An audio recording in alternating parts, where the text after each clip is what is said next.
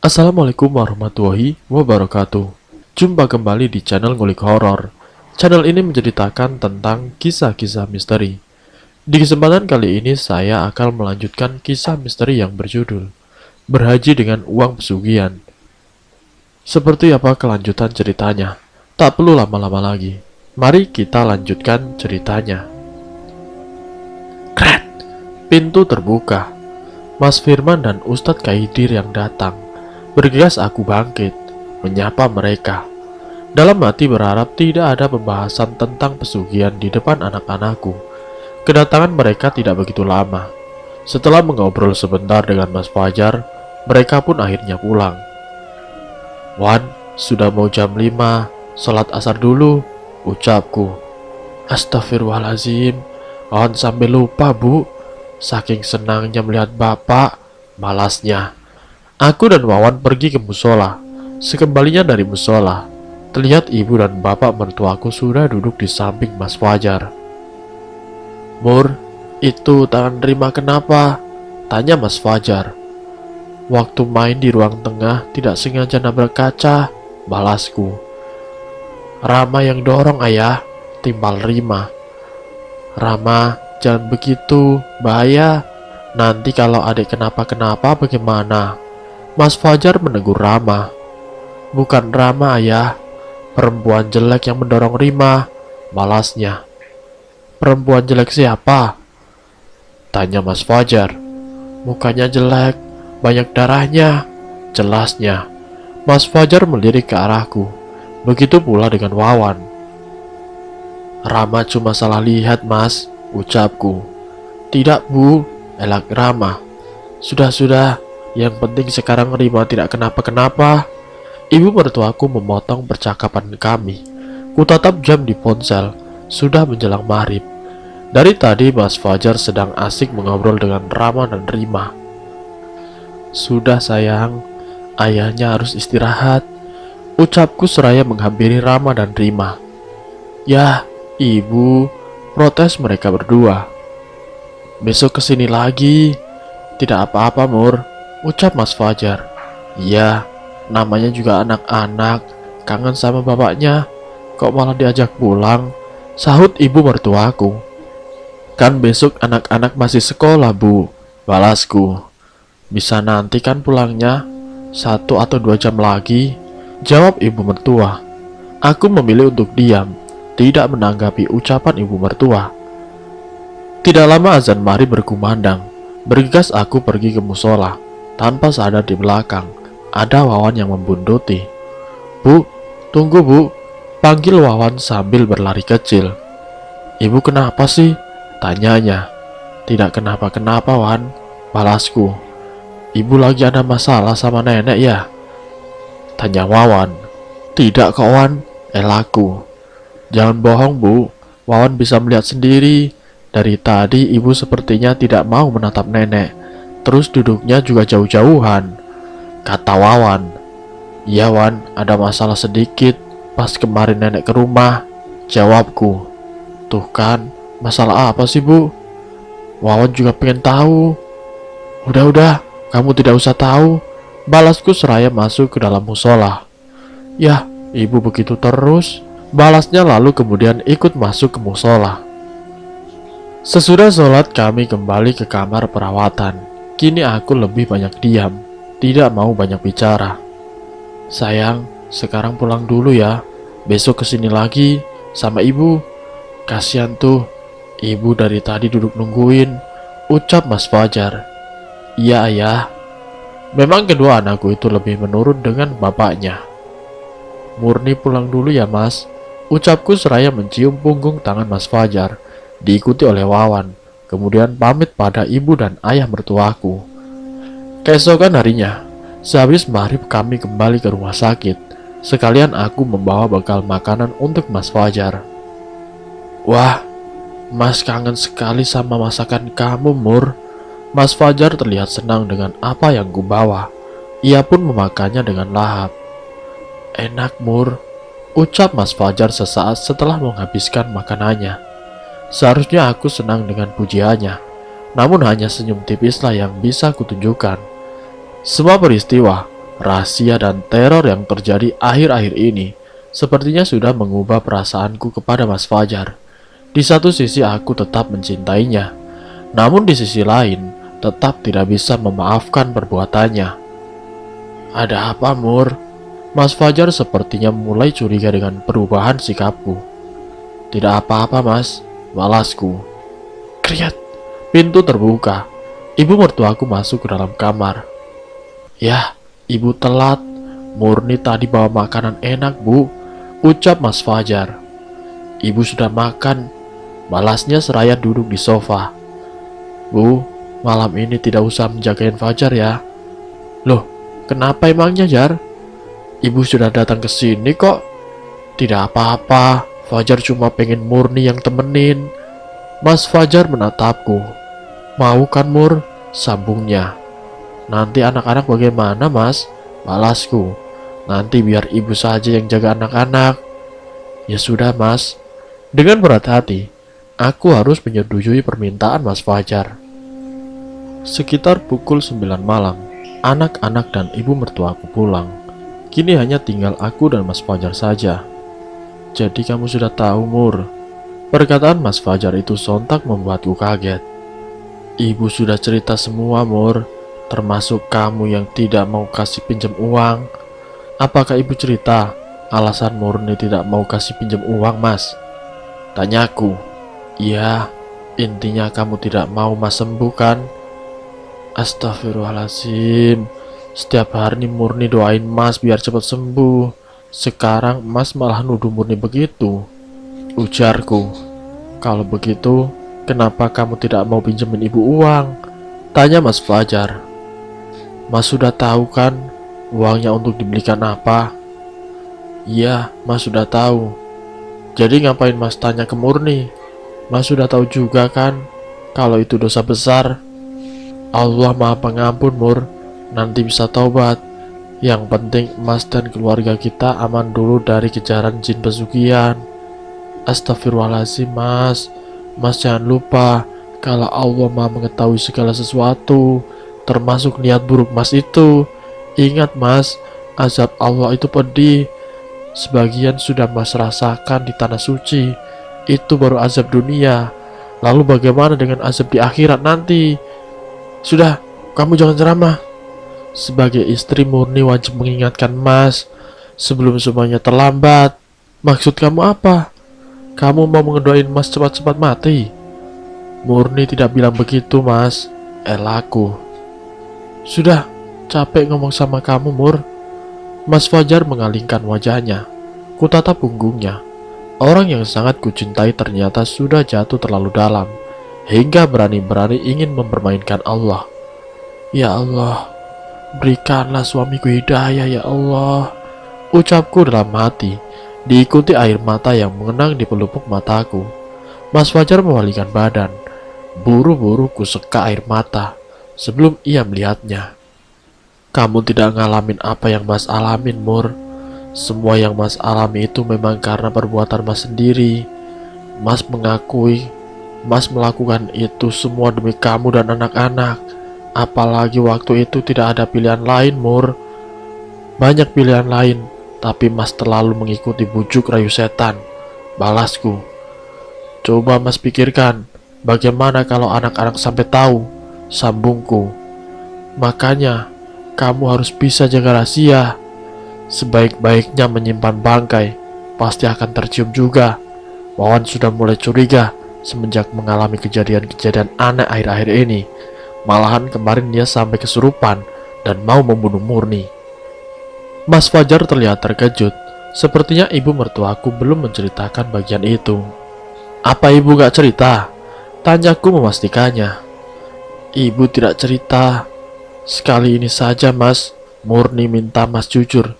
Ceritakan semua yang sudah Mas lakukan selama ini. Soalnya perempuan itu sudah mulai mengancam anak-anak kita, Mas.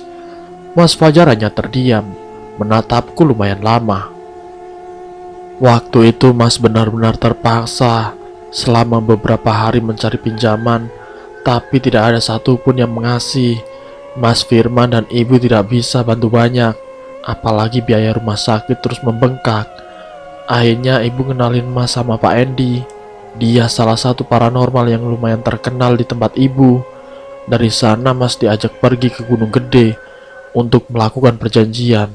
Perjanjian sama wanita kelelawar itu. Jelas Mas Fajar. Sudah kuduga, ibu mertuaku berbohong saat bilang Pak Endi adalah guru ngaji. Dari penampilannya saja sudah tidak cocok dengan titel itu. Wanita kelelawar? Tanyaku. Dia wanita yang dilihat Wawan dan Rama. Wujudnya aslinya setengah manusia dan setengah kelelawar. Balasnya, dia menawarkan kekayaan, tapi sebagai imbalannya, Mas harus mengasih tumbal ayam cemani dan kepala kerbau setiap bulannya. Sambungnya, bagaimana kalau tumbalnya tidak dikasih, Mas? Dia pasti malah besar. Terus coba celakain keluarga kita. Bisa-bisa salah satu dari kita bakal menjadi tumbal penggantinya. Apa Mas takut sama dia? Dia kuat, Mur. Mas takut dia incer anak-anak. Tapi kan dia sudah hampir celakain Wawan sama Rima. Apa Mas masih mau bekerja sama dengan dia? Sekarang sudah tidak akan lagi, Mur. Ibu bilang dia sudah mengasih permintaannya. Astagfirullahaladzim. Berarti ini bakal terus berlanjut, Mas. Apa Mas tidak takut sama murka Allah? Mas takut, Mur. Tapi Mas juga capek disiksa sama dia. Disiksa bagaimana, Mas? Mas Fajar pun mulai bercerita. Semuanya berawal dari rencana keberangkatannya ke Tanah Suci.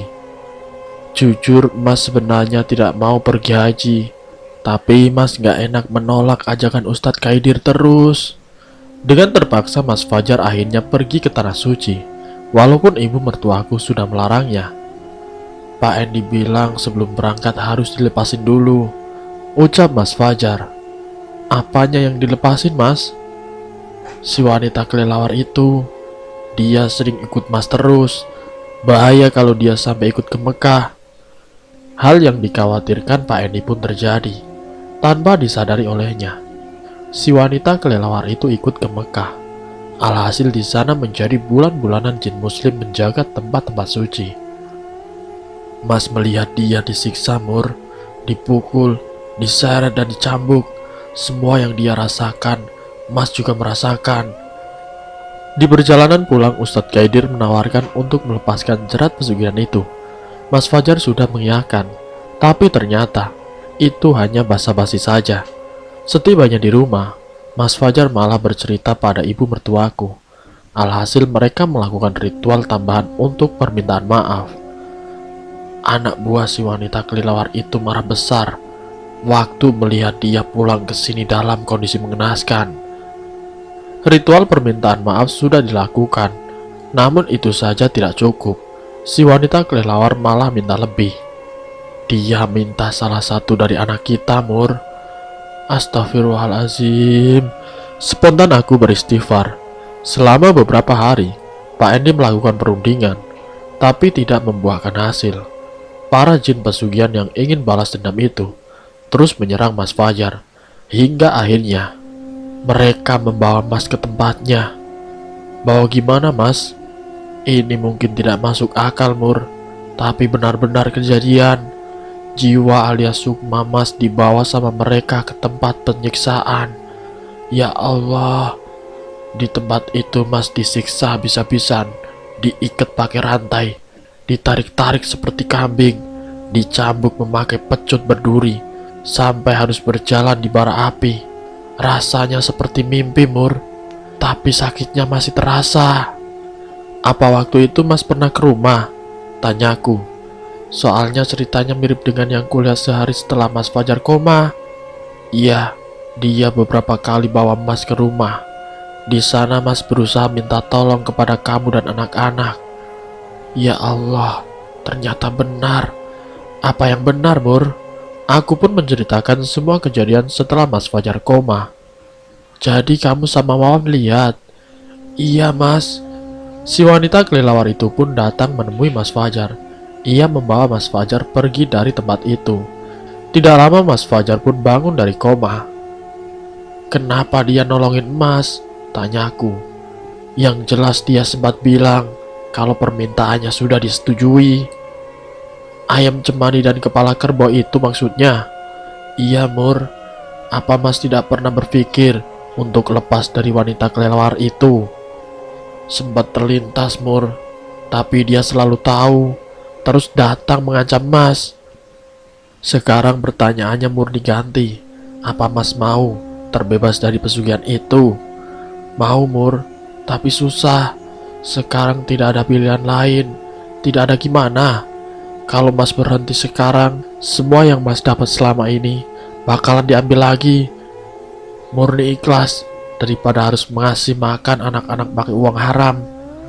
Terus anak-anak gimana, Mur? Insya Allah mereka juga ikhlas. Yang paling penting Mas mau bebas dari pesugihan itu kan? Urusan rezeki kita bisa mulai dari awal lagi, seperti dulu. Mas Fajar terdiam. Sepertinya ia memikirkan ucapanku. Memang kamu tahu gimana cara terbebas dari jeratan pesugihan? Tanya Mas Fajar. Nanti murni tanyakan kepada Ustadz Kaidir. Insya Allah beliau punya solusinya. Sekarang tinggal balik ke Mas sendiri.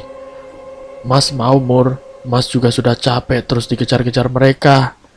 Ya sudah, besok murni telepon Ustadz Kaidir. Sekarang sudah mau tengah malam. Mending Mas istirahat dulu saja. Baik, Mur. Aku pun berpindah ke sofa yang agak panjang untuk dijadikan tempat tidur. Sementara Mas Fajar sudah mulai menutup matanya. Tidak lama kami berdua pun tertidur. Keesokan paginya, aku langsung menghubungi Ustadz Kaidir dan Mas Firman. Mereka pun bersedia membantu Mas Fajar terlepas dari jerat pesugihan. Rencananya nanti malam mereka akan datang ke rumah sakit. Mas, murni pulang ke rumah dulu ya. Soalnya gerah, belum mandi sama ganti baju. Iya, Mur, paling sebentar lagi juga ibu datang. Aku pun kemudian pulang. Setibanya di rumah, Wawan sudah menyambutku di ruang tengah. Rama sama Rima sudah berangkat sekolah, Wan? Tanyaku. Sudah, tadi diantar nenek, Bu. Balasnya. Bu, hari ini jadi ke rumah sakit lagi kan? Sambungnya. Sepertinya besok saja, Wan. Soalnya nanti malam Bapak mau bertemu Ustadz Kaidir. Balasku. Baik, Bu. Aku pun masuk ke dalam kamar. Hawa panas langsung menyergap. Segera aku nyalakan pendingin ruangan. Setelah mandi, aku merebahkan diri sebentar di atas tempat tidur. Tanpa sadar aku pun tertidur. Murni, bisik seseorang. Perlahan ku buka mata. Di hadapanku sudah berdiri sosok yang menakutkan. Seluruh tubuhnya berwarna hitam, matanya merah, mulutnya besar dengan gigi-gigi taring yang memanjang. Rambutnya terurai hingga ke lantai. Tangannya besar dengan kuku panjang. Yang membuatnya lebih menakutkan adalah sayap yang sangat besar hingga memenuhi kamar. Jangan ikut campur jika tidak mau mati, hardiknya. Sontak aku langsung terbangun dari tidur. Berkali-kali aku membaca istighfar. Apa itu wujud asli dari si wanita kelelawar itu? Aku beranjak dari tempat tidur, pergi keluar kamar. Jam dinding di ruang tengah menunjukkan pukul 12 siang. Sepertinya Wawan sudah berangkat kuliah. Bergegas aku pergi ke kamar mandi, mencuci muka lalu pergi ke toko. Di toko aku hanya mampir sebentar, kemudian pergi menjemput Rama dan Rima di sekolah, dan aku kembali ke toko. Hes, tolong jagain Rima dan Rama sebentar ya. Ibu mau sholat dulu, ucapku. Iya, Bu, balasnya. Pukul 4 sore, aku, Rama, dan Rima pulang ke rumah. Terlihat mobil Wawan sudah ada di halaman depan. Assalamualaikum, salamku saat memasuki rumah. Waalaikumsalam, balas Wawan. Sudah pulang, Wan? Iya, Bu, tadi cuma 2 mata kuliah saja. Aku mengantar Rima dan Rama ke kamarnya, lalu mengganti baju mereka dan menemani mereka tidur. Setelah itu pergi ke kamar mandi untuk mengambil wudhu. Bu, dari tadi teleponnya berbunyi, Bu, ucap Wawan saat aku melewati ke ruang tengah. Oh iya, handphonenya masih di atas, balasku seraya masuk ke dalam kamar. Kuambil ponsel di dalam tas, namun Ustadz Kaidir muncul di layar. Kuletakkan ponsel di atas nangkas, lalu mengambil mukena yang kugantungkan dengan pintu. Kukenakan mukena itu, menggelar sajadah dan mulai sholat. Ya Allah, ucapku dalam hati saat tubuh ini merasakan gatal yang luar biasa. Sulit rasanya kusuk dalam situasi seperti ini. Rasa gatal itu semakin menjadi-jadi, kini seakan-akan menjalar ke seluruh tubuhku. Aku pun tidak henti-hentinya menggaruk. "Wan," panggilku. "Ya Bu," sahutnya. "Sini Wan." Wawan membuka pintu, lalu masuk ke dalam kamar. "Astagfirullahaladzim," ucapnya saat melihatku. "Ibu kenapa Bu?" tanyanya. "Tidak tahu Wan, badan ibu gatal sekali." Balasku masih terus menggaruk-garuk wajah dan anggota tubuh lainnya. "Muka ibu merah sekali Bu," ujar Wawan. Aku bangkit melihat cermin. Benar, wajahku terlihat memerah. Ya Allah, panas. Kini rasa gatal itu berubah menjadi panas. "Ibu, lepas mukenanya Bu." Ternyata badanku sudah dipenuhi ruam-ruam merah. "Ya Allah, kenapa ini?" ujarku. "Itu apa Bu?" tanya Wawan sambil menunjuk bajuku. Dan bersambung, "Apakah yang akan terjadi kepada Murni? Nanti saya akan lanjutkan ke bagian yang berikutnya. Jadi untuk kalian, saya mohon tetap stay di channel ini. Sampai jumpa di part yang selanjutnya. Wassalamualaikum warahmatullahi wabarakatuh. Selamat datang di channel Ngulik Horor.